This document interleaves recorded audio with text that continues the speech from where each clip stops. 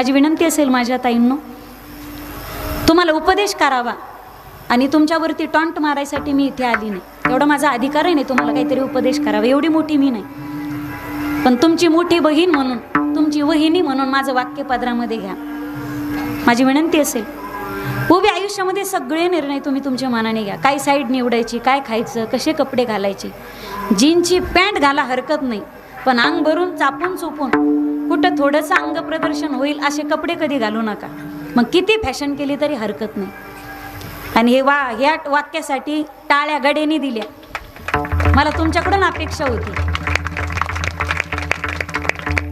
सगळे निर्णय मनाने घ्या उभ्या आयुष्यात. काय खायचंय, कसं राहायचंय, तुम्हाला कोणती साईड निवडायची, कोणतं कॉलेज निवडायचं.